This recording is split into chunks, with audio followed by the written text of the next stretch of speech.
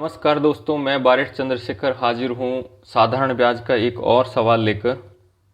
तो आइए सीखते हैं कैसे इस सवाल को हम सॉल्व कर सकते हैं। सवाल है 3600 रुपये की राशि को दो भागों में इस प्रकार विभाजित करो कि पहले भाग पर 5% वार्षिक दर से 3 वर्ष का साधारण ब्याज, दूसरे भाग पर 6/1/4% वार्षिक दर से 4 वर्ष के साधारण ब्याज के बराबर हो। तो राशियां बताइए, राशियां क्या होगी। तो सबसे पहले 3600 रुपये की राशि को दो भागों में विभक्त करो। तो पहला हम मान लेते हैं कि माना पहली राशि जो होगी वो x होगी। तो दूसरी क्या बची है, दूसरी होगी, पहली जो है वो x है, तो दूसरी राशि क्या होगी भाई। कुल राशि जो है 3600 रुपये है और एक हो गया x। मान लो x का मान यहाँ पे 1000 रुपये होता तो दूसरा क्या होता 2600 रुपये। तो ऐसे ही x हमने एक राशि मान ली और दूसरी राशि होगी 3600 माइनस x। अब इसमें दो कंडीशंस दी हुई है। दो कंडीशंस के लिए हम करते हैं कि दो कंडीशन क्या है। पहली है कि पहले भाग पर 5% वार्षिक दर से 3 वर्ष का साधारण ब्याज। तो पहले में मूलधन क्या है, पहला मूलधन हमने ये देखिए कि पहले भाग पर, पहला भाग है x पर 5% वार्षिक दर से 3 वर्ष का साधारण ब्याज। दूसरा भाग क्या है, दूसरा भाग है 3600 माइनस x, इस पर 6/1/4% वार्षिक दर से 4 वर्ष का साधारण ब्याज। तो ये दोनों कंडीशन होगी। तो दो कंडीशन हम लगाते हैं यहाँ पे कि पहला है कि पहला भाग क्या हो गया, फर्स्ट भाग है x, मूलधन हो गया, दर जो दी हुई है, दर दिया हुआ है 5% और समय है 3 वर्ष। दूसरी तरफ देखते हैं तो दूसरी तरफ जो है मूलधन जो है वो है 3600 माइनस x, जो दर है वो दी हुई है 6/1/4% और समय जो है वो दिया हुआ है 4 वर्ष। अब ये जो 6/1/4 है इसे हम भिन्न में चेंज कर लेते हैं। इसको गुणा करेंगे 4 को 6 से, 6 चौक 24 और 1 जोड़ेंगे 25/4। तो हम इसे लिख सकते हैं 25/4 और ये भी प्रतिशत में ही रहेगा। तो अब दो सवाल हो गए हमारे पास। एक सवाल ये है जिसमें कि मूलधन x है, दर 5% है और समय 3 वर्ष है। दूसरा है कि मूलधन 3600 माइनस x है। दो राशियां होगी और सवाल में भी बताया है कि 3600 की राशि को दो भागों में इस प्रकार विभक्त करो। तो सबसे पहले हमने विभक्त किया, एक राशि मानी है x और दूसरा 3600 माइनस x। ठीक है, पहले भाग पर 5% वार्षिक दर से 3 वर्ष का साधारण ब्याज। तो हमने पहली जो कंडीशन है कि 5% की दर से 3 वर्ष का साधारण ब्याज। फिर दूसरे भाग पर, दूसरा भाग है 3600 माइनस x। तो दूसरे जो भाग है उस पर 6/1/4 यानी कि 6/1/4 को लिख सकते हैं 6 चौक 24 और 1 25/4% की दर से 4 वर्ष, समय 4 वर्ष।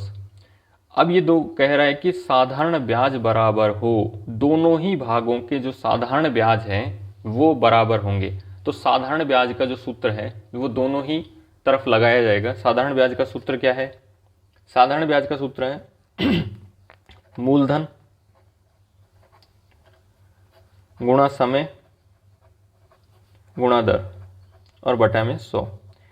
इस साइड लगाएंगे तो मूलधन होगा x गुणा में 5% की दर और समय है 3 वर्ष और बटे में 100। दूसरी तरफ लगाएंगे तो है मूलधन 3600 माइनस x गुणा 25/4 और गुणा 4 वर्ष और नीचे में जो है वो 100 कॉमन आ गया। अब ये जो भाग है और ये जो भाग है, दोनों ही भाग का साधारण ब्याज बराबर है, यानी इस भाग का जो आएगा वो और इस भाग का। जैसे कि मानो इस भाग का साधारण ब्याज 100 रुपये आता है, तो इस भाग का भी 100 रुपये आएगा।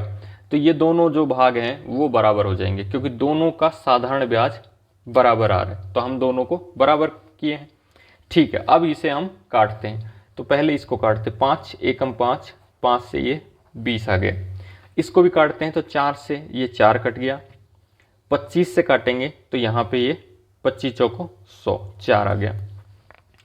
अब इसके बाद देखते हैं कि ये बचा हुआ क्या है, उसे नीचे ले लेते हैं। तो ऊपर क्या बचा है, 3 बचा है, x बचा है, तो 3 गुणा x यानी 3x, और नीचे 20। इधर साइड में क्या बचा हुआ है, 3600 माइनस x, और बाकी कुछ नहीं बचा। तो यहाँ पे 3600 और माइनस x बचा हुआ है, और नीचे में 4 बचा हुआ है, केवल ये 4 ये कट गया था यहाँ से, और 25 का 100 में भाग दिया तो 4 बचा, 4 बच गए।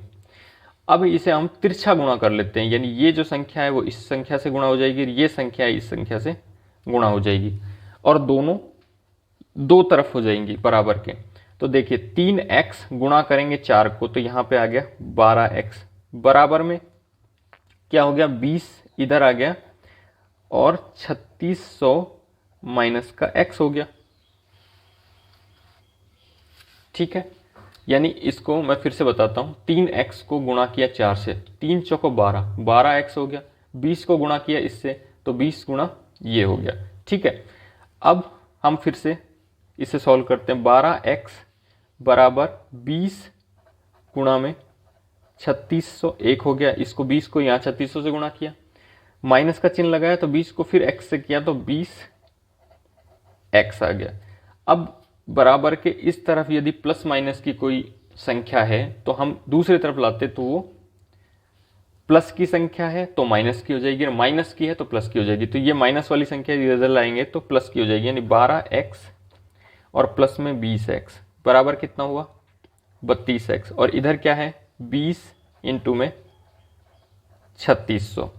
अब x को हम बाहर निकाल लेते हैं, 32 को यदि बराबर के इस तरफ ले जाएंगे तो जो ऊपर वाली संख्या वो नीचे चली जाएंगी, यानी ये इसके नीचे में आ गया। 20 इंटू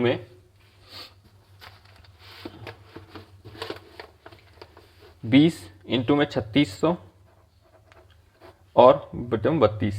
अब इसे हम काटते हैं, तो सबसे पहले हम काटते हैं 4 से या 8 से काटते हैं। 8 से, 8 चौको 32 आ गया। 8 से काटने पर यह आएगा 8 चौको 32, फिर 4 बचा 8 45, और ये 0। 4 से काटेंगे तो ये आ जाएगा 5। ठीक है, अब हम इसे गुणा करते हैं। 5 को 450 से गुणा करेंगे तो ये आएगा 2250। तो यहाँ पे x का मान जो है, अब हम चलते हैं ऊपर, x का मान हमारे पास आ गया 2250। तो यहाँ पे एक राशि, जो राशियां हमें ज्ञात करनी है, ये सवाल कह रहा है कि राशियां ज्ञात कीजिए। तो पहली राशि हमने मानी थी x का मान हमारे पास आया 2250। दूसरी राशि क्या है, 3600 माइनस x।